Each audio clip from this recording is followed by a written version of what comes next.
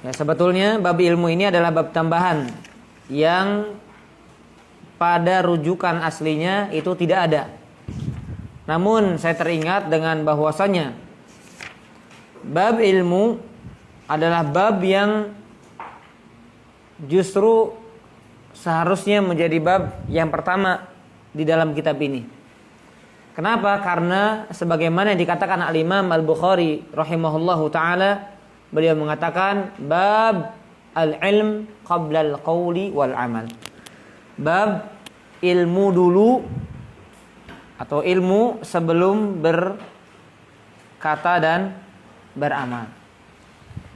Sedangkan setiap kita yang hidup di dunia ini pasti tidak lepas dari dua hal ini, berucap atau beramal.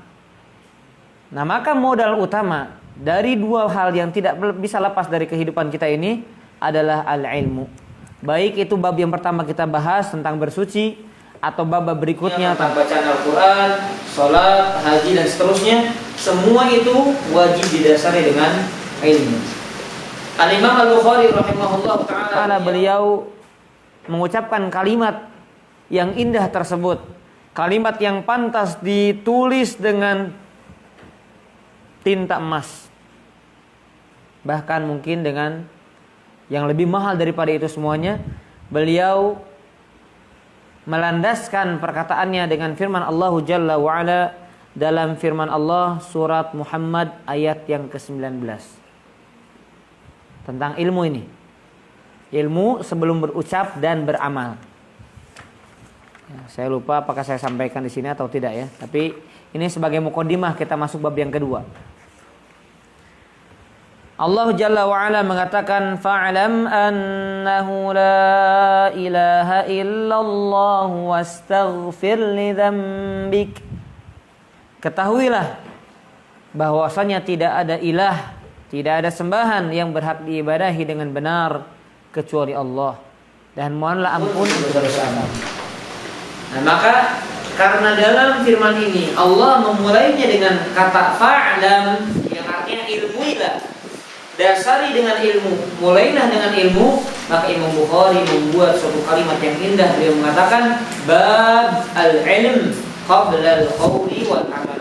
Bab ilmu sebelum berucap dan beramal. Baik, ikhwani wa akhwati hadirin jamaah rahimani wa rahimakumullah, yang semoga senantiasa dirahmati Allah Jalla wa ala. Kita masuk pada halaman yang ke-11.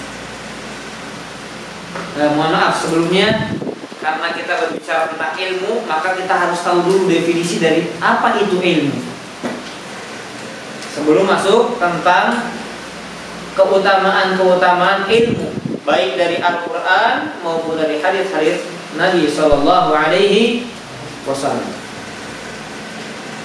Para ulama mengatakan definisi dari ilmu,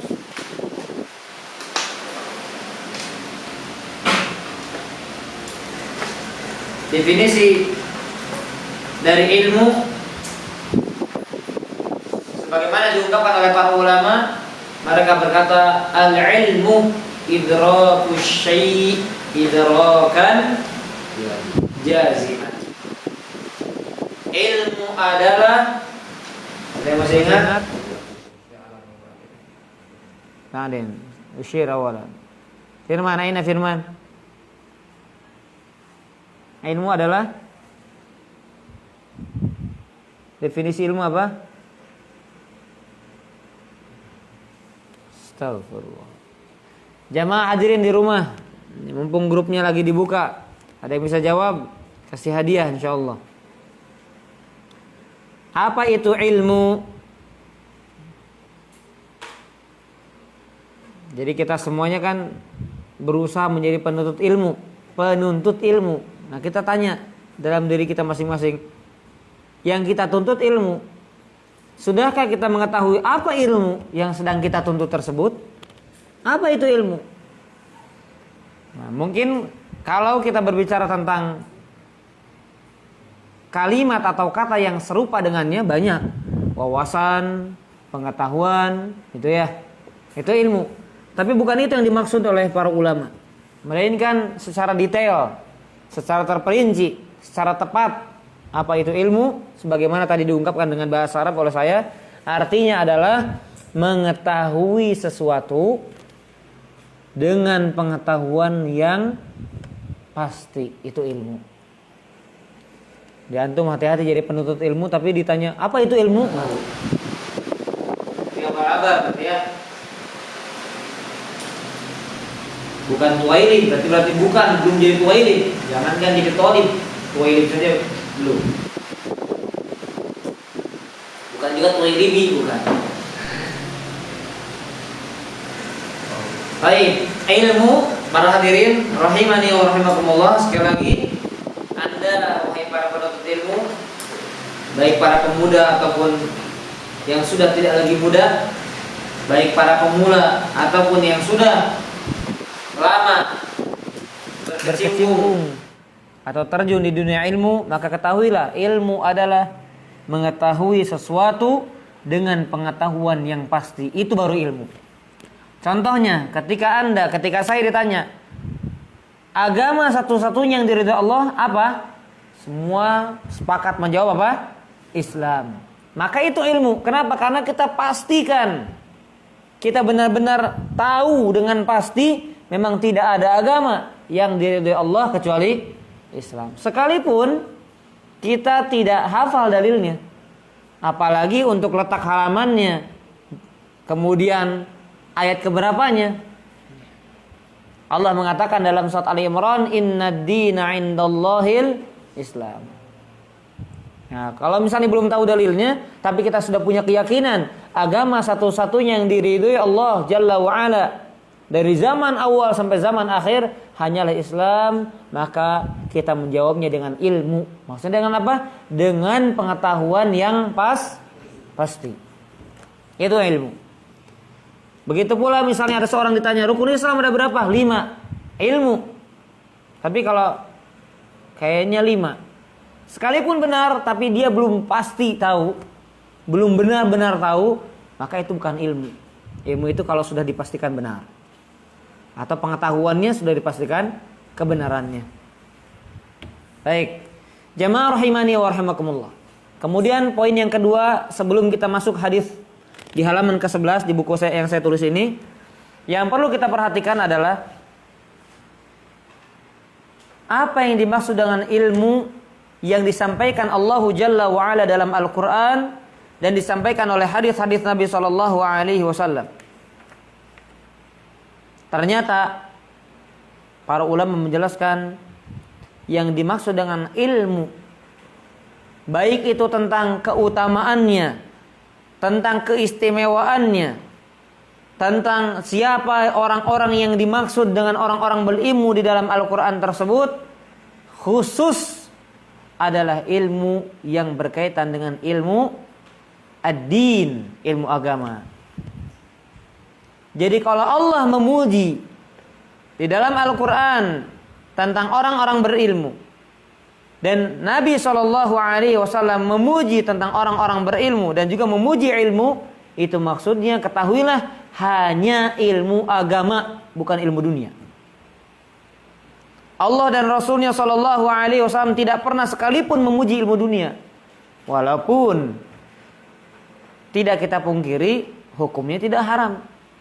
Tidak kita pungkiri ilmu tersebut akan bisa memberikan manfaat kepada manusia. Tapi maksudnya secara khusus yang dimaksudkan Allah dalam Al-Quran dan hadis-hadis yang dimaksudkan oleh Nabi SAW dalam hadis-hadis yang sahih dari keutamaan ilmu, maksudnya adalah hanya ilmu apa? Agama. Jadi kalau ada kata-kata utlubal ilma walau bisin, tuntutlah ilmu sampai ke negeri Cina, itu bukan hadis. Dan sumber ilmu bukan di sana. Sumber ilmu, sumber agama itu di kota Nabi SAW. Jadi kalaupun ada utlubul ilma bil Madinah, cari ilmu ke Madinah. Ya, Darul Hijrah, tempatnya hijrahnya Nabi SAW. Itu sumber ilmu. Walaupun sekarang alhamdulillah dengan izin Allah ilmu tersebar di mana-mana. Jadi kita nggak mesti harus ke Madinah. Banyak di Indonesia, banyak para ustadz atau bahkan para ulama yang dikirim di Indonesia. Ada kampus-kampus yang baik, yang bagus. Maka di sana kita mencari ilmu. Baik, itu yang kedua ya. Kemudian apalagi selain ini ya? Ya mungkin dua itu saja ya sebagai mukadimah tentang bab yang kedua, yaitu bab ilmu. Kita masuk hadis yang pertama dalam keutamaan ilmu. Dan dalam bagian yang pertama saya tuliskan sengaja di sini adalah ayat-ayat yang menerangkan keutamaan ilmu. Baris yang pertama atau strip yang pertama, perhatikan. Ini kita semuanya penuntut ilmu maka harus tahu dalilnya. Kenapa selama ini saya meluangkan waktu untuk ilmu? Untuk apa? Apa tujuannya? Apa ghoyahnya? Maka kita harus tahu dulu keutamaannya. Yang pertama, Allah mengangkat derajat orang berilmu. Sekali lagi saya tanyakan, orang berilmu di sini maksudnya profesor, dokter, dokter Andes atau siapa? Hah? Ulama. Rabbani, orang berilmu, maksudnya orang berilmu yang memahami ilmu agama. Ustadz, terus orang belajar kuliah SD, SMP sampai kuliah dan seterusnya nggak dimuliakan Allah. Dia mencari ilmu dunia dengan niat ibadah, membahagiakan orang tua contohnya, atau dia punya cita-cita, nanti saya akan memberikan manfaat untuk kaum muslimin dengan ilmu yang saya tuntut ini, maka akan menghasilkan dan membuahkan pahala. Begitu ya. Jadi ilmu dunia tidak terhina, tidak tercela selama memang tidak menyalahi syar'i. Kalau belajar ilmu tentang bank konvensional untuk dipraktekkan haram. Ya, segala sesuatu yang menghantarkan kepada yang haram hukumnya haram. Segala sesuatu yang menghantarkan kepada yang wajib hukumnya wajib, dan segala sesuatu yang menghantarkan kepada sunnah hukumnya sunnah. Ma la yatimmul wajibu illa bihi fahuwa wajib. Ma la tatimmu sunnatu illa biha fahuwa aw fahiya sunnah. Ya, segala sesuatu yang wajib itu tidak bisa sempurna dengan sesuatu tersebut, maka sesuatu tersebut hukumnya wajib. Jadi antum datang ke majelis ilmu hukumnya wajib. Kenapa? Karena dengan hal tersebut antum akan mendapatkan ilmu. Nah, perantara mendapatkan ilmu itu datang ke majelis ilmu atau baca kitab atau nonton misalnya, maka itu semua jadi wajib hukumnya. Kenapa? Karena menuntut ilmunya wajib. Itu ya. Baik, sekali lagi saya tegaskan, yang dimaksud orang berilmu di sini adalah orang-orang yang berilmu, ilmu perkebunan, pertanian, peternakan, teknologi dan seterusnya tidak terhina, silahkan. Tapi niatkan karena Allah untuk memberikan manfaat kepada kaum muslimin. Tapi mereka pun yang belajar di medis, belajar di perkebunan, di teknik, di teknologi dan seterusnya, mereka pun wajib dituntut untuk belajar agama. Dalilnya adalah sabda Rasulullah SAW dalam hadis riwayat Bukhari Muslim. Beliau mengatakan, man yuridillahu bihi khairan yufaqihu fiddin. Nah ini dalil bahwasanya yang dituntut, yang dimaksud dalam syariat ilmu itu adalah ilmu agama. Dalilnya ini tegas, barang siapa yang Allah kehendaki kebaikan, maka Allah akan pahamkan dia dalam agama. Bukan jadi dokter, bukan jadi dokter Andes, bukan jadi yang lainnya, tetapi orang yang dipahamkan masalah atau urusan agama. Maka bahagialah wahai kita, wahai Anda, wahai antum semuanya yang Allah sibukkan kehidupan kita dengan menuntut ilmu agama. Berarti itu indikasi kuat, rambu-rambu yang sangat kuat, yang sangat kental, bahwasanya kita diinginkan kebaikan oleh Allah Subhanahu wa taala. Mudah-mudahan kita termasuk dalam golongan tersebut. Amin. Ya mujibas sailin. Allah Subhanahu wa taala berfirman, Ya ayyuhalladzina amanu idza qila lakum tafassahu fil majalisi fafsahu yafsahillahu lakum. Wahai orang-orang beriman, apabila dikatakan kepadamu berilah kelapangan di dalam majelis-majelis, maka lapangkanlah. Niscaya Allah akan berikan kelapangan untukmu. Nah, lihat, perhatikan kalimat berikutnya. Wa idza qila shuzu fanshuzu yarfa'illahu alladhina amanu minkum walladhina utul ilma darajat. Dan apabila dikatakan berdirilah kamu, maka berdirilah.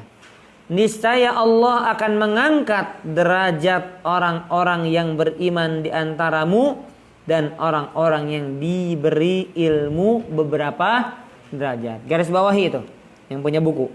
Diberi ilmu. Berarti siapa yang memberikan ilmu kepada kita? Allah. Nah, ini kalau kita renungkan ayat ini, bukan saya katakan cukup ya, tapi luar biasa ini. Antum perhatikan, kita tadaburi. Allah mengatakan pertama, Allah mengangkat derajat orang-orang yang beriman di antaramu. Jadi semakin imannya tinggi, semakin tinggi derajat dia di sisi Allah.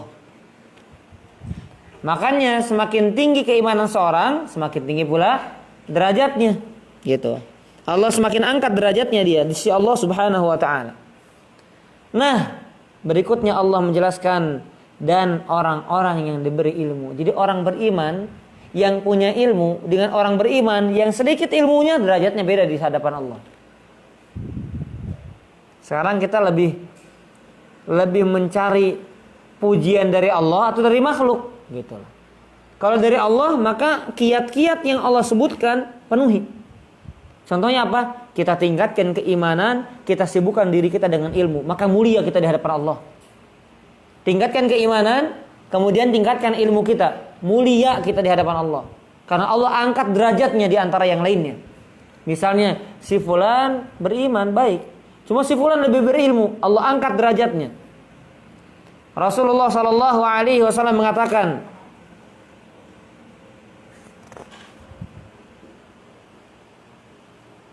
di sini apa saya sebutkan atau tidak saya lupa. Ya nanti ya. Dalam hadis Rasul mengatakan, kalau tidak salah Imam Bukhari juga meriwayatkan hadis ini. Ad-darajatu fil jannah ma bainas sama'i wal ard. Derajat di surga itu satu derajatnya antara langit dengan bumi. Jadi maaf kalau misalnya benar ada seorang ustadz beriman, berilmu. Murid beriman tapi enggak jauh lebih berilmu dari ustadznya. Maka maaf, antara ustadz dengan muridnya ini bedanya antara langit dengan bumi. Itu kalau satu derajat. Ini kata Allah beberapa derajat. Makanya orang yang cari kemuliaan, carilah di dalam majelis ilmu. Orang yang mencari kemuliaan, carilah di jalan ilmu. Tidak ada namanya berhenti mencari ilmu. Minal mahdi ilal lahdi. Sampai liang lahat kita cari ilmu. Selesai masuk liang lahat berarti selesai baru. Gitu maksudnya. Sampai mati kita. Jangan berhenti setahun, 2 tahun. Ya memang kalau berhenti selesai di pondok ya kayak saya selesai kuliah. Tapi bukan berarti berhenti majelis ilmu, enggak. Apalagi disibukkan dengan punya istri, punya anak, punya bisnis, punya kerja. Wah, ini bahaya. Ya. Baik. Coba yang tadi saya minta garis bawahi kita renungkan. Dan orang-orang yang diberi ilmu. Tugas kita sebagai manusia, sebagai hamba adalah berusaha mencapai derajat ilmu itu. Yang memberikan adalah Allah Subhanahu wa taala. Antum bayangkan, yang ngasih ilmu Allah dan yang memuji pun Allah. Ini lemah baiknya Allah. Yang membuat kita paham, yang membuat kita berjalan di atas ilmu, membuat kita istiqomah di atas ilmu itu Allah. Dan setelah kita berada di atas jalan ilmu, setelah kita mendapatkan ilmu, setelah kita mendalami ilmu, lalu Allah menyampaikan melalui lisan Rasulnya Shallallahu Alaihi Wasallam, barang siapa yang Allah kehendaki kebaikan, maka Allah akan fakihkan dia dalam agama. Berarti di sini lihat, Allah yang kasih ilmu, terus Allah kasih kemuliaan. Maka benar hadis tadi dengan Al-Quran sinkron, nyambung. Kenapa? Karena tadi Allah yang kasih, maka Allah kasih derajatnya. Gitu ya. Baik, penjelasannya di bawah. Allah mengangkat beberapa derajat ahli ilmu di atas orang yang tidak berilmu. Dijelaskan dalam hadis. Oh, ini penjelasannya saya ambil dari Tafsir Ibnu Katsir. Hadisnya perhatikan. Anna Nafi bin Abdul Harith laqiya Umar bi Usfan. Di sini ketemu Umar bin Khattab.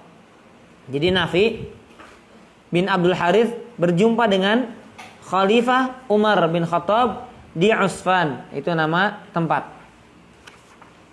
Wa kana Umar yasta'miluhu ala Makkah. Ketika itu Nafi bertugas sebagai pejabat di kota Makkah. Maksudnya diutus, yasta'miluhu, dipekerjakan oleh siapa? Oleh Umar bin Khattab radhiyallahu anhu. Faqala, maka Umar bin Khattab bertanya kepada Nafi di sini. Nafi bin Abdul Harith. Man ista'malta ala ahli al-wadi?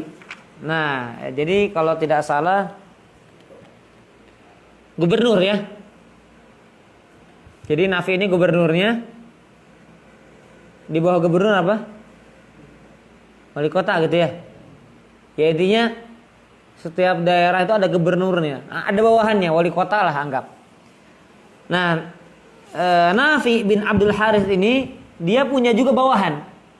Makanya Umar bin Khattab bertanya, wahai Nafi, siapa yang kau jadikan wali kota di Wadi? Gitu loh. Atau istilahnya bahasanya yang jadi camat di sana siapa? Siapa yang kau utus? Maka beliau berkata Ibnu Abza. Namanya Ibnu Abza. Qala, maka Umar bertanya lagi, waman Ibnu Abza? Siapa dia Ibnu Abza itu? Siapa? Sehingga kamu mengutus dia sebagai wali kotanya atau lurah atau camatnya mungkin begitu, ya. Di Wadi. Maka Nafi berkata, maulan min mawalina. Maka beliau berkata, dia adalah seorang maula. Maula itu mantan budak. Jadi budak yang dimerdekakan, itu maula.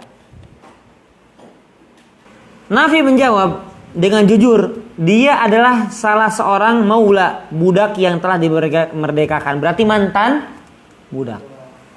Kok bisa-bisanya gitu loh, mantan budak dijadikan pemimpin. Qala fastakhlafta alaihim maulan. Maka Umar bertanya. Di sini Umar bukan mengingkari pertanyaannya, tapi ingin bertanya apa alasannya gitu loh. Umar berkata kepada Nafi, kenapa maula yang diangkat? Ya. Kenapa kamu menjadikan dia sebagai khalifah, sedangkan dia adalah seorang mantan budak? Qala innahu qari'un li kitabillahi azza wa jalla wa innahu alimun bil faraid. Sesungguhnya dia adalah seorang qari, orang yang pintar, yang pandai tentang kitabullah azza wa jalla, dan dia adalah seorang alim, orang yang mumpuni, orang yang menguasai ilmu faraid. Makanya insyaallah mudah-mudahan bulan depan lah, mudah-mudahan kita mulai belajar ilmu faraid ya. Maksudnya tapi dalam beberapa hari saja.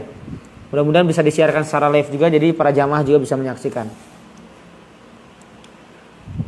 Maka kemudian Umar bin Khattab radhiyallahu anhu memberikan keterangan.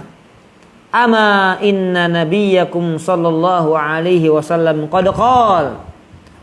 Benar, nabi kalian sallallahu alaihi wasallam telah bersabda, innallaha yarfa'u bihadzal kitabi aqwaman wa yadh'u bihi akharin. Sesungguhnya Allah akan muliakan suatu kaum dengan kitab ini, yaitu Al-Qur'an, dan menghinakan yang lain. Dan ini menjadikan dalil orang itu dengan ilmu maka diangkat derajatnya Allah. Apapun masa lalu dia, apapun status sosial dia, maka diangkat oleh Allah dengan dia memahami Al-Quran, dengan dia memahami ilmu agama. Sekarang lihat presiden, pejabat, dan yang lain-lain diimami sama yang bukan presiden, diimami sama yang bukan camat. Kenapa? Karena Allah angkat itu imam. Itu ya. Di dunia saja dia sudah di depan, maka di akhirat bagaimana lagi, begitu ya. Baik, hadisnya sahih diriwayatkan oleh Imam Muslim.